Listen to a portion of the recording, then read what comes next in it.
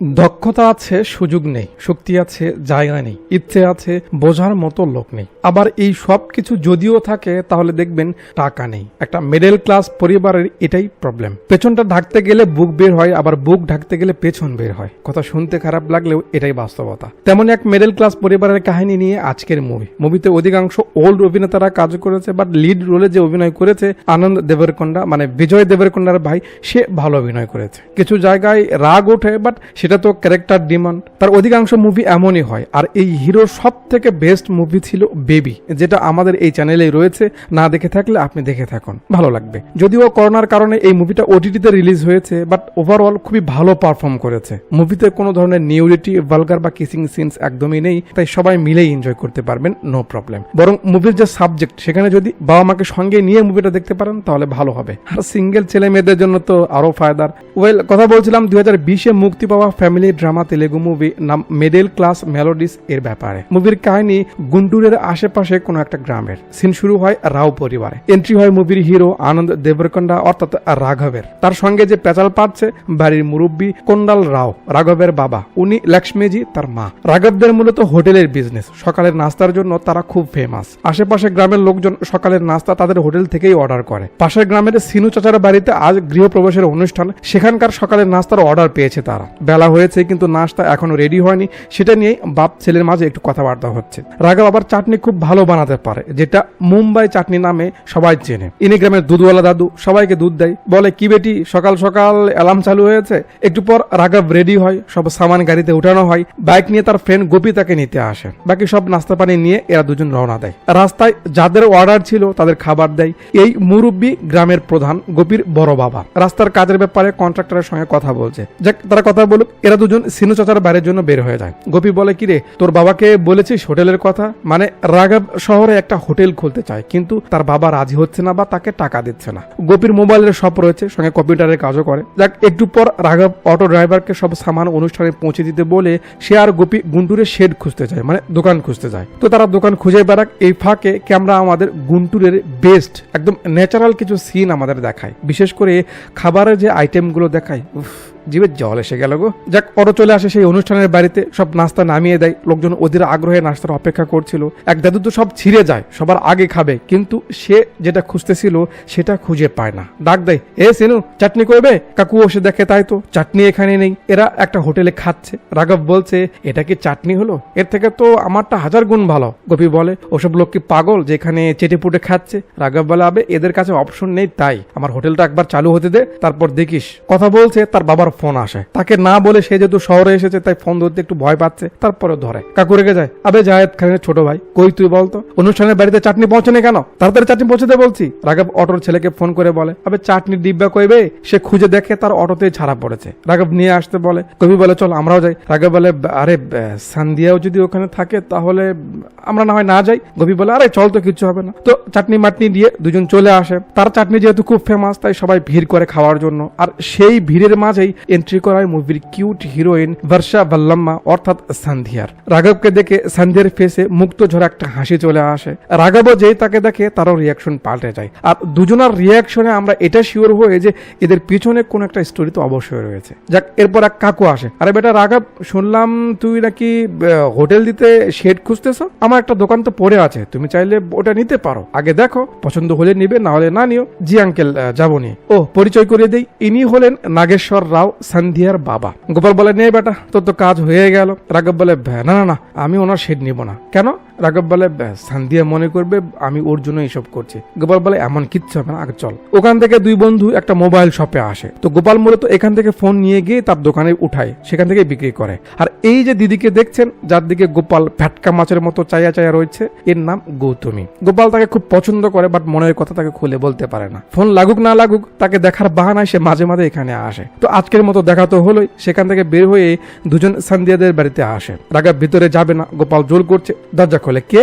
সান্ধিয়া। দেখে তো দুজনে, হা। আন্টি আসে। বেটা তুমি আসো, ভিতরে আসো। আন্টি, আঙ্কেল আসতে বলেছিল দোকান দেখার জন্য। আন্টি বলে, সে তো অফিসে গেছে। বেটা দাঁড়াও, আমি ফোন করছি। আন্টি ফোন দিলে কাকু বলে দেয় অমুক গলিতে অমুক জায়গায় রয়েছে, তুমি গিয়ে দেখে নাও। রাঘব বলে সে চিনতে পারছে না জায়গাটা। কাকু সান্দিয়াকে সঙ্গে নিয়ে যেতে বলে। এই সেরেছে। যাক, একটু পর তারা চলে আসে সেই দোকানে। অবস্থা খুব একটা ভালো না। গোপী সান্দিয়ার ছোট ভাইকে নিয়ে সাইডে যায় যাতে এরা কথা বলতে পারে। এটাই তো বন্ধুর কাজ। দুজনে চুপচাপ রাঘব আগে কথা বলা শুরু করে। সান্দিয়া, তুমি চিন্তা করো না, আমি তোমার বাবাকে না করে দেবো, আমি এটা নিব না। দেখতে না এলে উনি ভুল বুঝতো, তাই এসেছি বলে এসে চলে যায়। সান্দিয়া কিছু বলতে চাইছে বাট পারলো না। পরে এরা গিয়ে সান্দিয়ার বাবাকে বলে সে নিবে না। কাকু বলে কেন ভাই, কি সমস্যা? জায়গা তো ভালো। রাঘব নিতে তো চাই কিন্তু সান্দিয়ার জন্য নিচ্ছে না, তাই টাকার বাহানা দিয়ে না করে চলে যায়। সান্দিয়ার ব্যাপারটা একটু খারাপ লাগে। কিছু তো একটা মনে পড়ে। রুমে এসে তার বেডের নিচ থেকে পুরো একটা ফাইল বের করে যেখানে অ্যাডমিটের উপর ক্যামেরা ফোকাস দিয়ে এই সিন তাদের এই অভিমানের পেছনের কাহিনীতে আসে যখন তারা একই সঙ্গে একই স্কুলে পড়াশোনা করত। তো সান্দিয়া সেই সময় থেকে রাঘবকে পছন্দ করত। স্কুলে কাউকে পছন্দ হলে যে যে খুনছুটিগুলো বা যেই মজার ব্যাপারগুলো হতো সেগুলোকে আমরা আমাদের এদের মাধ্যমে দেখাই। দুজনকে কিন্তু বেশ মানিয়েছে, তাই না? রাঘব জানতো সান্দিয়া তাকে পছন্দ করে কিন্তু সে তাকে বুঝতে দিত না বা স্বীকার করতো না। স্কুলের সব থেকে কিউট মেয়েটা যদি পিছে পিছে ঘোরে তাহলে তো ভালো লাগারই কথা। এখানে মজার ব্যাপার কি জানেন, বাস্তবে কিন্তু এমনই হয় যে স্কুলের প্রেম বা লাইফে প্রথম যে প্রেমটা হয় সব সময় সেটা কেন জানি ভুল মানুষের সঙ্গেই হয়। যাক, এভাবে সময় পার হচ্ছিল। ফ্রেন্ডশিপ ডের দিনে সান্দিয়া রাঘবকে একটা ব্রেসলেট গিফট করে। তখন রাঘব বলে ঠিক আছে আমি এটা নিব, তবে একবার জানু বলে ডাকো তো দেখি। তাই কি আর হয়, তাও আবার সবার মাঝে। রাঘব ব্যাসটা হাতে নিয়ে ভালো করে দেখতে থাকে। সান্দিয়া বুঝতে পারে তার ভালো লেগেছে। সেদিন স্কুল ছুটির পর সান্দিয়া মনে মনে অনেক সাহস নিয়ে তার পেছনে পেছনে আসে যে আজ যে করে হোক কিছু তো একটা বলবে। থামায়, রাঘব তোমার একটা কথা বলার ছিল। বলো। একে তো মেয়েদের বুক ফাটে মুখ ফাটে না, উপর থেকে ভালো লাগার মানুষটা এত কাছাকাছি, কথা বের হচ্ছে না। রাঘব অপেক্ষা করছে জাস্ট একবার বলে দেখো। সান্দিয়ার ঠোঁট কাঁপতে শুরু করেছে।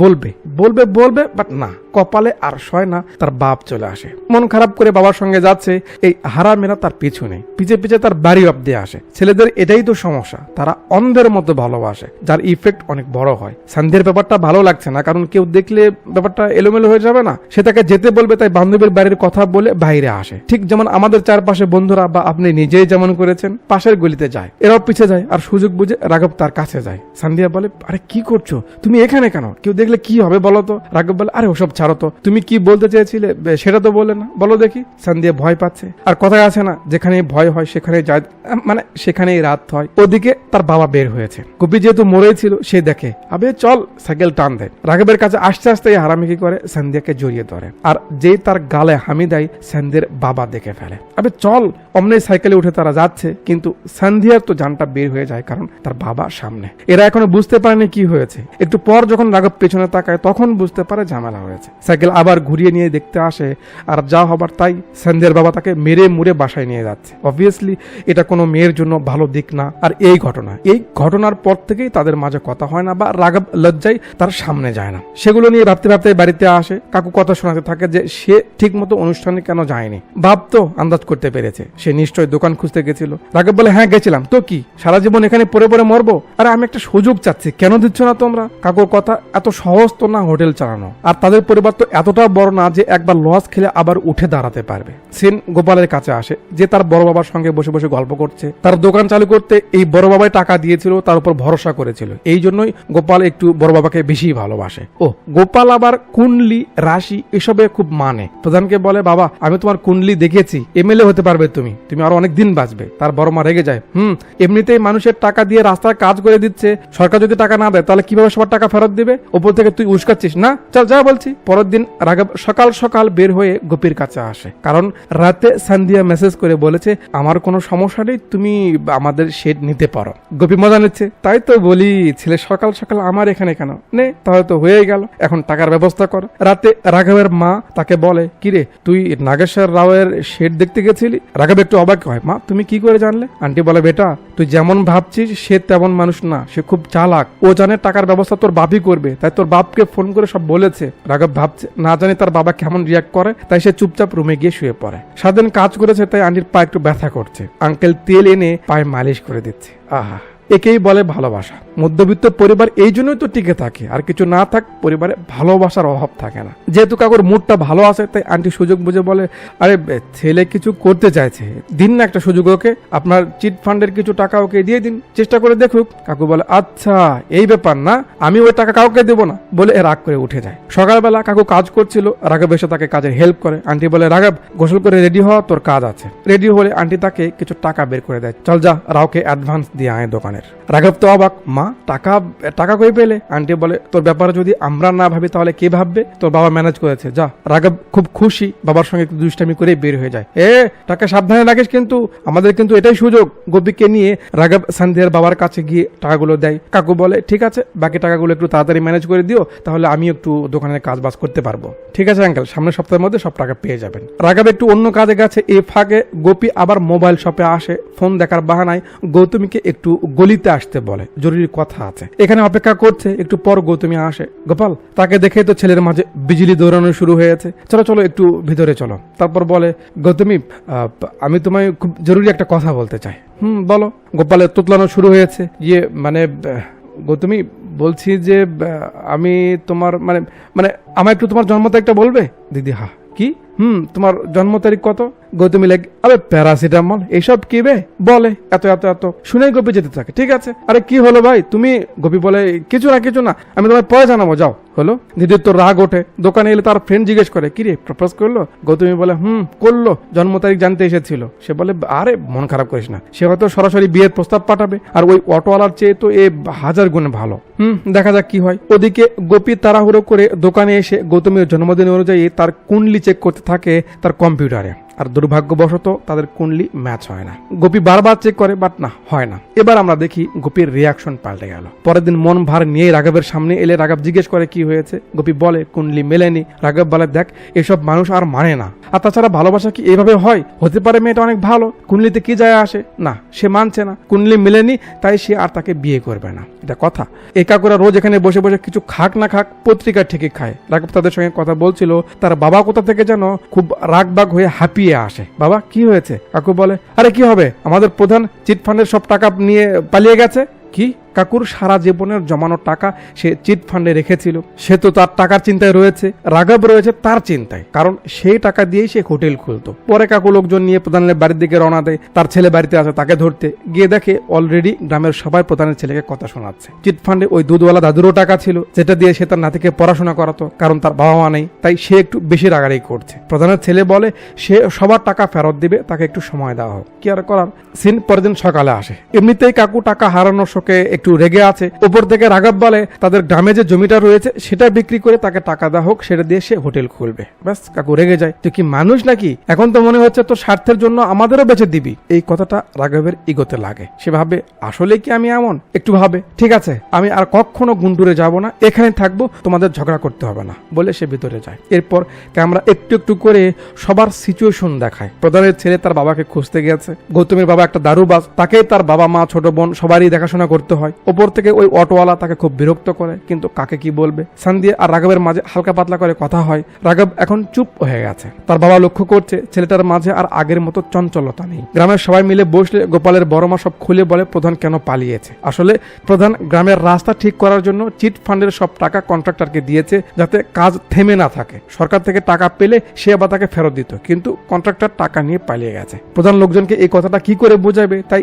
সেও কই জানি হারিয়ে গেছে। মানুষের ভালো চিন্তা করা ভালো, বাট এতটাও না। যাক, এভাবে কয়েকদিন পার হয়। একদিন রাঘব শুনতে পায় তার বাবা জমি বিক্রি নিয়ে কথা বলছে, মানে সন্ধ্যার বাবার সঙ্গে কথা বলছে যে সে জমি বিক্রি করে তাকে টাকা দিবে, সে যেন সেটা কাউকে না দেখায়। রাঘব নিষেধ করতে চায়, কাকু কথা শোনে না। সন্ধ্যার বাবা শুনে নেয় কোথায় তাদের জমিটা। কাকু বলে দেয় অমুক জায়গায়। সন্ধ্যার বাবা বলে, আরে ভাই আপনি আরেকজনকে বিক্রি করবেন, সে টাকা দিবে, আপনি এবার সে টাকা আমায় দিবেন, এর থেকে একটা কাজ করলে ভালো হয় না? আপনি জমিটা সরাসরি আমাকেই দিয়ে দিন, আর আপনি দোকানটা নিয়ে নিন, তাহলে তো হয়। কাকু ভাবে ব্যাপারটা তো একই, তাই সেও রাজি হয়, সেটাই ফাইনাল হয়। রাঘব বলে বাবা জমি বিক্রি করার কি দরকার ছিল, বলেছি তো আমি যাব না। কাকু বলে বেটা বাবা মার সব কথা ধরতে নেই, আমরা তো তোকে বলবো তাই না, তুই ছাড়া আমাদের আছেই বাকে, এত ভাবিস না, রেডি হ গুন্টুরে যাওয়ার জন্য। আন্টিও মিষ্টি একটা হাসি দিয়ে ইশারা করে। আর এর পরের শ্রেণী আমরা দেখি পাবলিক হাজির রেজিস্টার অফিসে, ওদিকে সান্দিয়া চিল্লাচ্ছে তারা বাড়ি কবে করবে, এসব ধুলাবালি আর তার সহ্য হচ্ছে না। তার মা বলে আরে চিন্তা করিস না, খুব তাড়াতাড়ি তোর বাবা বাড়ির কাজ ধরবে। সান্দিয়া বলে এর জন্য টাকা কই পাবে তোমার বর?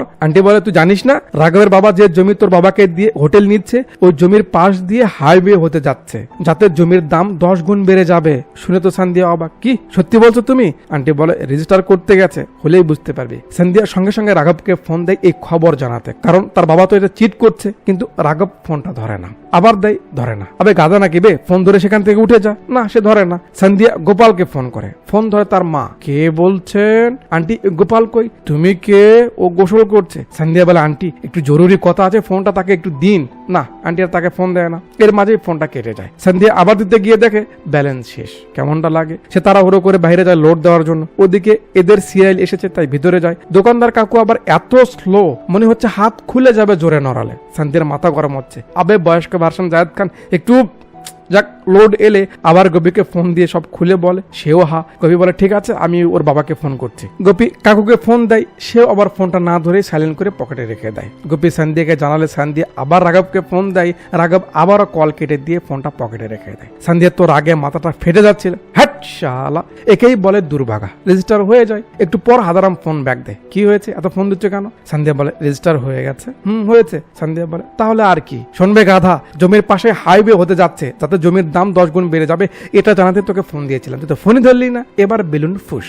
কি বলছো ইয়ার, বাবা শুনলে তো আমাকে মেরেই ফেলবে। কাকু এখনো জানে না, তাই নর্মালি রয়েছে। সেদিন পার হয়ে যায়। পরের দিন সকালে কাকু এভাবে পেস্ট বের করছে, ভাবা যায়। রাঘব মাল সামান উঠাচ্ছে, গুন্টুরে যাবে। পত্রিকা কাকু পড়তে পড়তে বলে আচ্ছা কন্টাল রাও, তোর যে অমুক জায়গায় একটা জমি ছিল, সেটা কি এখনো আছে নাকি? কাকু বলে আছে। কেন? কাকু বলে আরে সেই জমির পাশ দিয়ে নাকি হাইওয়ে হতে চলেছে, যাতে জমির দাম 10 গুণ বেড়ে যাবে। তোর তো লটারি লেগে গেল বে। রাঘব শুনে এই সেরেছে। কাকু তাড়াহুড়ো করে পত্রিকাটা নিয়ে নিউজটা পড়ে। তাই তো, রাঘব কি আর এখানে থাকে? তাড়াতাড়ি চলবে, তাড়াতাড়ি চল। কাকু দৌড় দেয়। থাম থাম বলছে হারামজাদা, আজ তোকে। এরা তো পকার পার। চলে আসে গুন্টুরে। এরপর শুরু করে তাদের কাজ। দুজন মিলে পুরো জায়গাটা পরিষ্কার করে, তারপর যা যা করা সব করে নেয়। প্রয়োজনীয় জিনিসপত্র, খাবারের সামান সব নিয়ে 2 দিনের মাঝেই হোটেল একেবারে রেডি করে ফেলে। 2 দিন পর হোটেলের উদ্বোধনের জন্য কার্ড দিতে আসে সান্দিয়ার বাবাকে। সান্দিয়া বলে বাবা তো বাসায় নেই। সুযোগ যেহেতু পেয়েছে, রাঘব ধন্যবাদ জানায় যে সে ফোন করে খবর দেওয়ার চেষ্টা তো করেছে, আবার সরিও বলে। কেন? রাঘব বলে সেদিন আমি যে বোকামি করেছি, তারপর থেকে তোমার সামনে দাঁড়াতে পারিনি, আমার জন্য তোমায় মার খেতে হয়েছে। সান্দিয়া বলে কোনো ব্যাপার না জানু। কি জানু? ওই জানু শুনে ভাইয়ের মুখে যে একটা হাসি চলে আসে, উফ কঠিন। খুশি হওয়ার মতোই তো খবর। যাক, সে খুশি হতেই পারে, সে অধিকার তো রয়েছে। চলুন আমরা তারপরে যাই। আজ ফাইনালি হোটেল ওপেন করা হচ্ছে, তাই বাড়ির থেকে লোকজন এসেছে। একটু পর সান্দিয়ার বাবা মাও আসে, আরো লোকজন আসে। রাঘব সবাইকে খাবার দেয়। হোটেল শুরু হয় আজ থেকেই। সান্দিয়া খাচ্ছে আর রাঘবের দিকে একটু একটু দেখে যাচ্ছে। সুইট না? সুইট। একটু পর দুজন একটু কথাবার্তা বলে। সান্দিয়া লক্ষ্য করে রাঘব তার দেওয়া সেই ব্রেসলেটটা পরে আছে। তো নতুন নতুন চুলকানি, একটু না চুলকালে চলে। ক্যামেরা একটু তাদেরই ফলো করে। দুজন মিলে বেশ ভালো সময় পার করে। সান্দিয়া বলে যদি বাবা আমাদের ব্যাপারে জানতে পায় তাহলে কি হবে? রাঘব বলে চিন্তা করো না, আমরা তাকে মানিয়ে নিব, জাস্ট একবার আমার হোটেলটা চলতে দাও। পরদিন থেকে হোটেল চালু করে। 2টা কাজের লোকও নিয়েছে। প্রথম 2-1 দিন কিছু কাস্টমার আসে, কিন্তু যত দিন যায় লোকগুলো হারিয়ে যাওয়া শুরু করে। রোজ খাবার বানানো হয়, কিন্তু বিক্রি না হওয়াতে সবগুলো খাবার ফেলে দিতে হয়। সময়টা চলতে চলতে এখন এমন হয়েছে যে বসে বসে মশা মারা ছাড়া আর কিছুই হয় না এখানে। সান্দিয়ার বাবা রোজ যাওয়া আসা করার সময় লক্ষ্য করছে ব্যাপারটা। সিন কয়েকদিন সামনে আসে। সান্দিয়ার বাবা একটা ছেলের ছবি তাকে দেখায়। ছবি? কাকু বলে ছেলে ইঞ্জিনিয়ার, এটা সেটা লেসপিতে আরো অনেক কিছু আছে তাদের। সান্দিয়ার তো মাথা ঘুরে যায়। হুট করে বিয়ের কথা। বাবা আমি এখন বিয়ে, তার মায়ের কথা। ভালো ঘর কি সব সময় আসে? এই ভালো ঘরের বাহানায় কত মেয়ের লাইফ যে নষ্ট হয়ে গেছে। যাক, রাঘবের তো করুণ অবস্থা। সে মনে করে যে এই গাছের জন্য হয়তো তার হোটেলের নাম দেখা যাচ্ছে না, আর এই জন্যই বুঝে কেউ আসছে না। রাঘব গাছে উঠে ছোট ছোট ডালপালাগুলো ভাঙছে। সান্দিয়া আসে। কি হচ্ছে এসব? নিচে আসো, কথা আছে। তুমি এই সময় কি খাবে বলো? মাস্টার। সান্দিয়া বলে বাবা বিয়ের ঘর দেখছে। কি বলছো? হুট করে এসব? সান্দিয়া বলে আমি কি করে জানবো? রাঘব বলে তুমি কি বলছো? সে আর কি বলবে, আর বললে কি তার বাবা শুনবে? আনুর চোখ ভিজে আসছে। সে বলে, কেউ আমাদের ইচ্ছের ব্যাপারে কেন জিজ্ঞেস করে না? কিস করার সময় তুমি জিজ্ঞেস করলে না, ছেলে দেখার আগে বাবাও জিজ্ঞেস করলো না, আমাদের কি মতামত নেই? ওই ঘটনার পর থেকে বাবা আমাকে এমন চোখে দেখে যেন আমি রাস্তার মেয়ে, ভালো করে কথাও বলে না। রাঘব সান্ত্বনা দেয় যে একবার হোটেলটা চলতে দাও, সব ঠিক হয়ে যাবে, তাকে পাঠিয়ে দেয়। ওদিকে গোপী ফোন নিতে দোকানে আসে, বাট গৌতমীকে ইগনোর করে। গৌতমী তাকে দেখে তার নাম্বারটা তাড়াহুড়ো করে লিখে তাকে দিতে যাবে, গোপী বের হয়ে যায়। গৌতমী পিছিয়ে পিছিয়ে যায়, গোপাল তোমায়। গোপাল বলে, দেখো গৌতমী, আমি তোমায় পছন্দ করি, কিন্তু আমাদের হবে না, কারণ আমাদের কুণ্ডলি মিলছে না, ম্যাচ করছে না, সরি, তুমি আমায় ভুলে যাও, বলে সে সেখান থেকে চলে যায়। গৌতমীর কোনো কথাই সে শুনলো না। বেচারির মনটা খারাপ হয়ে যায়। কন্ট্রোল করতে করতে শেষে কেঁদে দেয় যে তার কপালে বুঝি সুখ লেখা নেই। কি আর করার, চোখের পানি মুছে আবারও কাজে ফেরে। এটাই মধ্যবিত্ত লাইফ। গোপালেরও হয়তো খারাপ লাগছে, কিন্তু সে কুণ্ডলি মুন্ডলির বিরুদ্ধে যেতে চায় না। ওদিকে রাঘবকে আজ আবারও খাবার ফেলে দিতে হচ্ছে। তার রাগ ওঠে, শালা এই গাছে আর রাখবো না, বলে গাছে ছোটানো শুরু করে। গোপী তার কাছে এসেছে, চেয়ে আছে। দুজন বসে পড়ে। গোপী বলে, তোর মধ্যে কি ধৈর্য নেই? দোকান খুলতে কি বিজনেস হবে? আমার বেলা দেখিস নি বসে বসে মশা মারতাম, এখন আমার দোকান কেমন চলছে বলতো? রাঘব বলে, আরে আমি না হয় ধৈর্য ধরলাম, এতে কি মেয়ের বাবা বসে থাকবে? মেয়ের বাবা? রাঘব বলে, সন্ধ্যের বাবা ওর জন্য ছেলে খোঁজা শুরু করেছে। আমার হোটেল যদি না চলে তাহলে আমি কি করে ওনার সামনে দাঁড়াবো বলতো? ব্যাপারটা আসলে ভাবনা। সেন সকালে সন্ধ্যের কাছে আসে। তার সাজগোজ দেখে বোঝা যাচ্ছে আজ তাকে দেখতে আসছে। সন্ধ্যা একটা সুযোগ খুঁজতেছে তার বাবার সঙ্গে কথা বলার। অবশেষে সাহস করে বাবাকে বলে ফেলে সে তার সঙ্গে কথা বলতে চায়। সন্ধ্যা বলে, বাবা আমি এই বিয়ে করতে চাই না। বিয়ে করবি না? কিন্তু কেন? না করার কারণ তো অবশ্যই আছে, বল। সন্ধ্যা এখন কি বলবে? চেয়ে আছে। আর ক্যামেরা তার ছোট ভাইকে ফলো করে পেছনে আমাদের শোনাই কাকু সন্ধ্যার উপর খুব রেগে গেছে। কি যাতা বলছিস তুই? মানে সে রাঘবের ব্যাপারে সব খুলে বলেছে। ছেলে যদি সেটেলড হতো তাহলে না হয় তার বাবা একবার ভাবতো, কিন্তু এমন দুরবস্থায় রাগ তো হওয়ারই কথা। সন্ধ্যা তর্ক করে সে তাকে জিজ্ঞেস না করে কেন বিয়ে ঠিক করছে। আন্টি কাকুকে শান্ত করে। ওদিকে একটা কাস্টমারের হাত পা ধরে ফ্রির কথা বলে রাঘব তার চাটনি টেস্ট করাতে বসিয়ে দেয়, কারণ তার তো কনফিডেন্স রয়েছে তার চাটনির উপর। ভাই সাহেব খেতে যাবে, খুব বাজে একটা গন্ধ পায়। গন্ধের জ্বালায় সে খেতেই পারে না। ধরো মিয়া, পরিষ্কার করে না নাকি? রাঘব মনে করে হয়তো ইঁদুর মিদুর মরেছে, সেটাই সে খুঁজতেছিল। সন্ধ্যা ফোন করে বলে সে তাদের ব্যাপারে বাবাকে সব বলেই দিয়েছে। রাঘব একটু কড়া সুরেই বলে, আরে কি করেছো এটা? এখনই কেন বলতে গেলে? আমার হোটেল চলছে না, মাথা ঘুরছে, উপর থেকে তুমি। সন্ধ্যা বলে, দেখো এভাবে আমার সঙ্গে কথা বলবে না, আমায় একদম দোষারোপ করবে না। বাবার কাছে বিয়ের প্রস্তাব নিয়ে এসো, নয়তো। তার বাবা এসে ফোনটা কেড়ে নেয়। কে ওটা?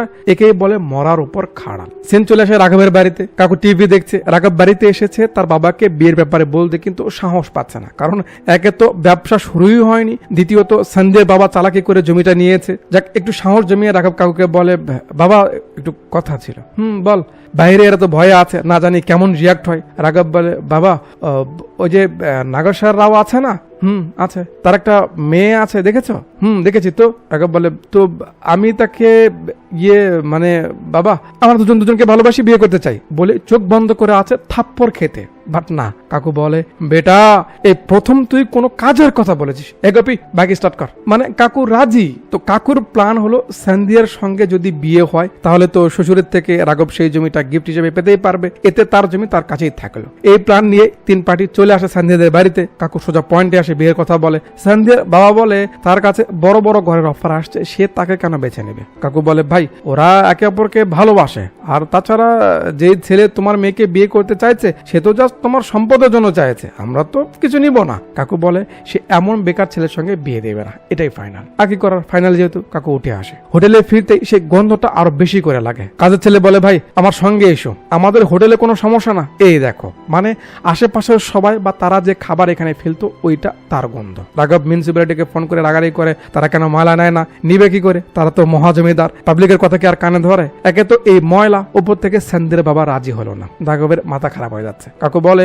এই জন্য লোকজন এখানে বসছে না, চল তুই নিজেই পরিষ্কার করো সব, বলে তারা চলে যায়। আর কি করার, রাঘব নিজেই লেগে পড়ে সব ময়লা পরিষ্কার করতে। পুরোটা ক্লিন হয়ে গেলে একটা বোর্ড লাগিয়ে দেয় যাতে কেউ এখানে ময়লা না ফেলে। খুবই ভালো কথা। পরের দিন রাঘব হোটেলে বসেছিল, দেখে এক নাইট কোচ ফোন চাপতে চাপতে ময়লার ঝোলাটা চটকা দিল। একবার দেখার দরকারও মনে করলো না ঝোলাটা কোথায় পড়লো। এমনই হয়, এভাবেই ময়লা এখানে জমে যায়। যাক, এদিকে জমুক। ওদিকে সন্ধ্যের বাবাকে ফোন করে যে ইঞ্জিনিয়ারের ঘর এসেছিল তারা না করে দেয় যে তারা আর এই বিয়ে করবে না। কাকু কাকুর কোনো কথাই তারা শোনে না। পরে রাতে কাকু আন্টিকে বলে তারা যে জমিটা রাঘবদের থেকে নিয়েছিল সেদিক দিয়ে আর রোড হচ্ছে না, কারণ লোকাল এমএলএ আশেপাশে সব জমি কিনে নিয়ে রাস্তার রুট পাল্টে দিয়েছে, অন্য দিক দিয়ে রাস্তা হবে। আর এই খবর শুনেই ওই ইঞ্জিনিয়ারের বাবা মা বিয়েতে রাজি হচ্ছে না। আন্টি বলে, দেখা সন্ধ্যের বাপ, বেশি লোভ ভালো না, আমাদের মেয়ে রাঘবকে ভালোবাসে, আমাদের তার মনের কথাও তো একবার ভাবা উচিত, রাঘব ছেলেটাও তো ভালো, ব্যাস আর কি। পরের দিন সকালে রাঘবকে তার বাবা ডাকে, রাঘব এসে দেখে অনেকগুলো জুতো, ভিতরে এলে দেখে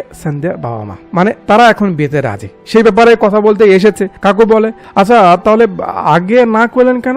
সন্ধ্যার বাবা বলে, সত্যি বলতে ভাই, আপনার ছেলের উপর আমার ভরসা নেই, আমি রোজ হোটেলের সামনে দিয়ে যাওয়া আসা করি, আমি তো দেখছি অবস্থাটা, তো সে তো মেয়ের বাবা, সে তো এভাবেই ভাববে, এতে কি ভুল আছে? বাট না, গাধার ইগোতে লাগে কি, আমাকে ভরসা করেন না, ঠিক আছে তাহলে বিয়ে দিতে হবে না, যতক্ষণ না আপনার আমার পর ভরসা আসছে আমি এই বিয়ে করব না, যান, বলে সে চলে যায়। বলুন এবার কেমনটা লাগে? এরে কি বগলের গন্ধ শুকিয়ে মারা উচিত না বলুন? যাক, গাধা যা করেছে তাতে সন্ধ্যের বাবা মা কিঞ্চিত অপমানিত ফিল করে। তারা যাওয়ার সঙ্গে সঙ্গে কাকু মাথা মোটাকে ধরে ইচ্ছে মতো বকা দিতে থাকে। তারপর গোপালও খুব ঝাড়ে, একটু চুপ থাকতে পারিস না, এত রাগ কেন তোর?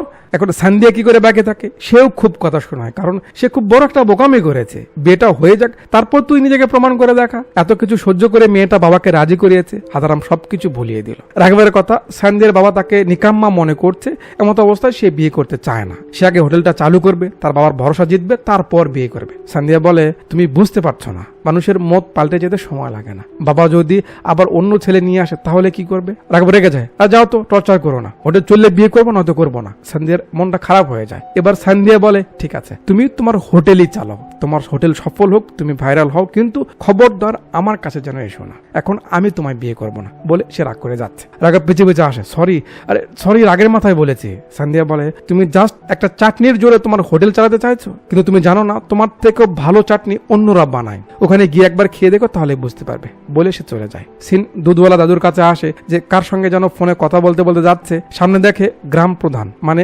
গোপীর বড় বাবা ব্রিজের উপর উঠে দাঁড়িয়েছে। দাদু দৌড় দেয়, প্রধান এমনটা করো না। ততক্ষণে প্রধান পানিতে পড়ে যায়। দাদুও লাভ দেয়, এপাশ থেকে লোকজন দেখে, তারাও ঝাঁপিয়ে পড়ে। ওদিকে গোপীর কাছে খবর যায় তোর আঙ্কেল পানিতে পড়েছে। শুনে সে দৌড় দেয়, কাঁদতে কাঁদতে এসে দেখে লোকজন তাকে ধরে উঠাচ্ছে, মানে তাকে খুঁজে পেতে পেতে সে মারা গেছে। টাকা অন্য কেউ মেরে দিয়েছে, তাতে তার কোনো হাত ছিল না, কিন্তু গ্রামের লোকজনের আশা নষ্ট করে দিয়েছে। আত্মসম্মানের ভয়ে প্রধান কারো সামনে আসেনি, নিজের জান দিয়ে দিল। সবাই তো পেরেশান, মনটা খারাপ, এখন কি বা করার আছে? তাতে সবাই ছিল। একজন গোপালকে বলে, কিরে গোপাল, তুই না বললি প্রধান সাহেবের কুণ্ডলি দেখেছিস, সে এমএলএ হতে পারবে, লম্বা সময় বাঁচবে, এটা কি হলো? আর একজন বলে, আরে ওসব মেনে চললে মানুষের জীবন নষ্ট হয়ে যাবে, এসব এমনই হয়। এবার গোপালের মাথায় ব্যাপারটা ধরে বসে যে সে এসব একটু বেশি বিশ্বাস করেছিল। সিচুয়েশন খানিকটা স্যাডময় হয়ে গেল। পেছনে একটা স্যাড ব্যাকগ্রাউন্ড মিউজিক দিয়ে ক্যামেরা রাঘবের অসফলতা, গৌতমীর পেরেশানি, গোপালের অন্ধবিশ্বাসের ফলাফল, সবার পরিবেশ একটু একটু করে আমাদের দেখায়। প্রধান মারা যাওয়ার সঙ্গে সঙ্গে লোকজনও তাকে ক্ষমা করে দিয়েছে।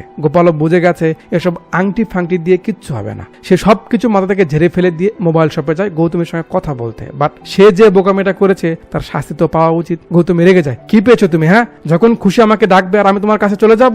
সবাই দেখছে, তাই গোপাল কিছু না বলে চুপচাপ মন খারাপ করে চলে যায়। রাঘব সন্ধ্যার কথা মতো পাশের একটা দোকানে যায়। লোকজনের বেশ ভিড়। খাবার নিয়ে টেস্ট করে দেখে আসলে এখানকার স্বাদটা আলাদা। সে যে চাটনি বানায় সেটাও সুন্দর, বাট এখানকার মানুষ সেটা খেয়ে অভ্যস্ত নয়। এখন তার চাটনিতে আলাদা একটা স্বাদ আনতে হবে, কি করবে বুঝতে পারছে না। রাতে মাকে ফোন দিয়ে কান্না করে যে সে ভেঙে পড়ছে, তার হিম্মত ভেঙে যাচ্ছে, সে বুঝি আর দাঁড়াতে পারবে না। কি করে গ্রামে ফিরে যাবে? মা তো মাই হয়, সাহস দেয়, সান্ত্বনা দেয়, ফোন রেখে দিয়ে কাউকে বোঝায় যে ছেলেটা একা হয়ে গেছে, চলো আমরা ওর কাছে যাই, ওর পাশে তো এখন আমাদের থাকা উচিত। পরদিন সকালে আমরা দেখি তারা ছেলের কাছে এসেছে। রাঘব তখন চাটনি বানানোর চেষ্টা করছিল। আগে কয়েকবার ট্রাই করেছে, হয়নি, আবার নতুন করে বানাতে শুরু করে। রাঘব মূলত চাটনিটা বানানো তার মায়ের কাছ থেকেই শিখেছে। তো সেই সময় তার চাটনিতে যে একটা টেস্ট বা মনের যে একটা শান্তি কাজ করতো সেটা এখন মিসিং। এটাই সে ফিরে আনার চেষ্টা করছে, কিন্তু হচ্ছে না। রাগ করে বাইরে আসে, মাথা খারাপ হয়ে যাচ্ছে, কি করবে? আন্টি আঙ্কেলও ভয় পাচ্ছে, এতগুলো টাকা ইনভেস্ট করা হয়েছে। বসেছিল, গাছ থেকে টুক করে একটা আম রাঘবের গায়ে পড়ে। রাঘব একটু তাকিয়ে থাকে, তারপর আমটা নিয়ে কিচেনে চলে যায়। তারপর সেই আম আর পুরো মনোযোগ দিয়ে চাটনিটা এবার বানায়, আর এবার টেস্ট করে দেখে সেই স্বাদটাই এসেছে যেটা সে এতদিন ধরে খুঁজতেছিল। স্বাদটা আরো ভালো করে টেস্ট করার জন্য তার বাবা মাকে খেতে বলে। এরপর কাকুর রিয়াকশনে রাঘব বুঝে যায় চাটনির স্বাদটা খুব সুন্দর হয়েছে। তারা চলে গেলে রাঘব খুব মায়াবী হাতে গাছটাকে ছোঁয়ায়, কারণ সে তাকে কাটতে চেয়েছিল, কিন্তু আজ সেই গাছের জন্যই তার চাটনির স্বাদ ফিরে এলো। এখন বাকি থাকলো ময়লার গন্ধ। তো নিশুতি রাতে কোদাল হাতে ভাই এবার নেমেছে মাঠে, ময়লা পরিষ্কার করে ফেলে। পরের দিন পরদিন সকালে আমাদের লোকাল শাকিরা আসে, ময়লা ফেলতে যাবে, থেমে যায়। কারণ কি, দেখে এখানে মন্দিরের মতো কিছু একটা হয়ে গেছে, এখানে কি আর ময়লা ফেলা যাবে? ব্যাস, দুর্গন্ধের প্রবলেমও মিটে গেল, খাবারের স্বাদও ফিরে এলো, আর এর সঙ্গে সঙ্গে লোকজনেরও আনাগোনা শুরু হয়ে গেল তার হোটেলে। কিছুদিনের মধ্যেই তার হোটেল একদম ফেমাস হয়ে যায়। কিন্তু আকাম ওদিকে হয়ে যায়। সান্দিয়ার বাবাকে ফোন করে ওই যে ইঞ্জিনিয়ার ছেলে ছিল সে রাজি হয়ে যায়। কাকু সান্দিয়ার মাকে ফোন করে বলে যে ছেলে রাজি হয়েছে, বিয়ে হবে। আন্টি বলে সান্দিয়া তো রাঘবকে ভালোবাসে। কাকু বলে রাখো তো সব, আমরা তো কথা বলতে গেছিলাম নাকি, সে তো আমাদের অপমান করেছে, তুমি সান্দিয়াকে কিছু বলো না, ও নরমালি থাক, কালকে ছেলে আসবে, তখনই দেখার মাধ্যমে বিয়ে হয়ে যাবে। পরদিন সকালে সান্দিয়া সবজি কিনতে বাজারে গেছে, রাঘব তার কাছে আসে। আরে তুমি ফোন বন্ধ করে রেখেছো কেন? অবভিয়াসলি সে কথা বলবে না, রেগে আছে। রাঘব বলে খুব জরুরি কথা আছে সান্দিয়া। সান্দিয়া বলে আমি জানি তোমার জরুরি কথা কি, বলবে হোটেল চলছে, ফেমাস হয়ে গেছে, এই তো নাকি। রাঘব তার রাগ ভাঙানোর চেষ্টা করছে, তো সে করুক। ওদিকে গোপাল গৌতমের অপেক্ষায় রয়েছে কখন সে একটু আসবে, কথা বলবে। একটু পর যখন সে আসে, গোপাল কথা বলার চেষ্টা করে, গৌতমী কথা বলবে না। গোপাল সরি বলে সামনে দাঁড়ায়, প্লিজ আমার কথা শোনো। গৌতমী বলে তুমি যদি আমায় পছন্দ না করতে তাহলে একটা কথা ছিল, তুমি বললে আমার নাকি কুণ্ডলিতে সমস্যা, আর এটা আমার কি দোষ, এই ভালোবাসা? গোপাল বলে সরি গৌতমী, আমি এসবে ডুবে গেছিলাম, দয়া করে আমাকে একটা সুযোগ দাও, আমাকে ক্ষমা করো, আমি তোমাকে খুব পছন্দ করি, বিয়ে করতে চাই। গৌতমী বলে আমি এসব কিছু জানি না, তুমি আমার বাড়ি দিয়ে প্রস্তাব নিয়ে এসো, বলে সে চলে যায়। যাক বাবা, কিছু তো হলো, তো কাজ হলো। ওদিকে এই সেই ইঞ্জিনিয়ার যে সান্দিয়াকে বিয়ে করতে আজকে বের হয়েছে। ছেলের বাবা মা যৌতুক হিসেবে ওই জমিটা চেয়েছিল, বাট ছেলে এসব কিছু নেবে না, তার মেয়েকে পছন্দ, সে জাস্ট মেয়েকে চায়। বাড়ির কাছে এসে তাদের গাড়ির একটা প্রবলেম হয়, তাই অটো থামাচ্ছিল। ওই অটোওয়ালা যে গৌতমীকে পেরেশান করে সেই থামে। তাদের নিয়ে ফোনে কথা বলতে বলতে রং সাইড দিয়ে খুব স্পিডে যেতে থাকে। আন্টি আঙ্কেল চিল্লাচ্ছে, বেটা হয় কথা বল, না হলে গাড়ি চালা, রং সাইড দিয়ে যাচ্ছিস, ঝামেলা হবে তো। হনুমান ভাব নিচ্ছে, আরে কিচ্ছু হবে না আন্টি, বসে থাকুন, এসব আমার এলাকা। সামন দিয়ে গোপাল আসতেছে খুশির খবরটা রাঘবকে জানাতে, আর এখানে এসে দুজনের গাড়ি বেঁধে যায়। একে তো অটো রং সাইড দিয়ে যাচ্ছে, উপর থেকে সে আবার গোপালকে মারা শুরু করে, তার বাইকে লাথি মাথি মেরে, মানে জোর দেখিয়ে সে সেখান থেকে চলে যায়। ওদিকে রাঘব এখনো লাইনে আছে রাগ ভাঙানোর। গোপাল ফোন করে কান্না শুরু করে, তুই কোথায়, একজন আমাকে মেরেছে, তাড়াতাড়ি আয়। শুনে রাঘব চিল্লাচ্ছে, কি হচ্ছে, কারা তো বড় সাহস, বাজারের মুখে আমি এখানে আছি, ধরছি ওকে। এর মতো করে যাচ্ছে, তার তো কিছু যায় আসে না। রাঘব এসে গাড়ি নেয়, চল দেখা কোন অটো, চল। সান্ধিয়া ব্যাপারটা দেখে, গোপাল আগেই অটো কেমন, নাম্বার কত দেখে নিয়েছিল, তার পিছু নেই। যেতে যেতে অবশেষে এখানে এসে সামনে খাড়ায়, চল নাম, কে বে তুই বে, ওকে মেরেছিস কেন বে, ধরে কেলানো শুরু করে। এরা ঝগড়া করছে, বাট এদের তো দেরি হয়ে যাচ্ছে, এই জন্য ভাই সাহেব এসে এদের থামানোর চেষ্টা করে, সে মাঝে দাঁড়িয়ে যায়। সান্ধিও পিছে পিছে এখানে এসেছে। রাঘব অটোওয়ালাকে থাপ্পড় মারতে যাবে, কিন্তু গিয়ে লাগে এই ভাই সাহেবকে। হলো এখন সান্ধিয়া মনে করে রাঘব বুঝে রাগ করে ওই ছেলেটাকেই মারছে। সে এসে রাঘবকে পেছন থেকে টানছে, আরে আমাকে দেখতে এসেছে উনি, তাই বলে কি তাকে মারবে? পরিবেশ শান্ত। ভাই সাহেব গাল ধরে আছে। সান্ধিয়াকে বলে, তুমি নাগেশ্বর রায়ের মেয়ে না? জি। আন্টি আঙ্কেলের ইশারায় ছেলে বুঝতে পারে এই ছেলে আর এই মেয়ের মাঝে অবশ্যই কিছু মিছু তো আছে। সিন কাট করে এখানে আসে, দুজনকে একসঙ্গে দেখে কাকু আহা। রাঘব রিকোয়েস্ট করে, আর এখন তো তার হোটেলও ভালো চলছে, না করার তো কোনো অপশন নেই। সিন এখান থেকে কয়েকদিন সামনে আসে রাঘবদের বাড়িতে। এদের বিয়ে হয়ে গেছে, রাঘব সান্দিয়াকে নিয়ে হোটেলে যেতে বের হয়েছে। এ কাকু প্রত্যেকে আবার খবর পড়ছে, বলে এমএলএ হাইওয়ে রুট পাল্টে দিতে চেয়েছিল, কিন্তু মিডিয়াতে এটা নিয়ে কথা ওঠে, লোকজন জানাজানির কারণে আগে যে দিক দিয়ে রোড হওয়ার কথা সেদিক দিয়েই হবে। এটা শুনে সান্দিয়ার বাবা একটু ঝটকা খায়, কারণ জমির দাম নেই বলে সে ওই জমিটা আবার রাঘবকেই গিফট হিসেবে দিয়েছে, কিন্তু এখন তো জমির দাম আবার বেড়ে গেল। একে বলে যেমন তরমুজ তেমন দাম। এরা সবাই মিলে গৌতমের বাড়িতে যায় বিয়ের প্রস্তাব নিয়ে, আর অবভিয়াসলি কাজ হয়ে যাবে। ওদিকে প্রধানের ছেলেও সবার সব টাকা ফেরত দিয়ে দেয়, যাতে দাদু বেশ খুশি। রাঘবের হোটেল এখন অনেক ফেমাস, লোকজন সবসময় ভিড় করে। তাদের হোটেলের সামনেই সেম তাদের নামে আবার একটা হোটেল ওপেন করা হচ্ছে, বোর্ড লাগায়। এরা দুজন সেটা ভাঙতে দৌড় দেয়, আর লেখা ওঠে এটাই শেষ না, মুভির কাহিনী আরো সামনে আসবে। মানে মুভির সিকুয়েলের ইঙ্গিত করে কাহিনীটা এখানেই শেষ করে দেয়। ফিনিশিংটা খুব ভালো টাচ করলো না মনে, তাই না? যা কেয়ার করার। তো সংসার জীবন, সমাজের বদ্ধতা, মান সম্মানের ভয়, এসব আসলে লাইফের এমন একটা পার্ট যাকে মানাও কঠিন, ছাড়াও কঠিন। যদি কোনো মানুষ এসবের পরোয়া না করে তাহলে সে স্বাধীন হতে পারবে, নির্ভীক হতে পারবে, বাট দিন শেষে তার কখনো মনের প্রশান্তি আসবে না। আবার যদি কেউ এই সব কিছুর পরোয়া করে তাহলে তার সঙ্গে সেই সব কিছুই হবে যা মুভিতে দেখলেন, বাট দিন শেষে মনের একটা শান্তি কিন্তু সে ঠিকই পাবে। মধ্যবিত্ত হয়ে থাকা কষ্টের, বাট বিলাসিতার চেয়ে এমন জীবনই ভালো। উপরওয়ালা আমাদের সবাইকে মধ্যবিত্ত রাখুক, কিন্তু প্রবলেমগুলো যেন ফেস করার ধৈর্য দেয়। যাওয়ার আগে আপনার মতামত কমেন্ট বক্সে জানাবেন। আর হ্যাঁ, উপরে যেই হকারের কথা বলা হয়েছে ওটা নিয়ে সিরিয়াস হওয়ার একদম দরকার নেই, জাস্ট কুল থাকুন, ইগনোর করুন। ওকে, এতক্ষণ পর্যন্ত আমার সঙ্গে থাকার জন্য আপনাকে অনেকগুলো ধন্যবাদ।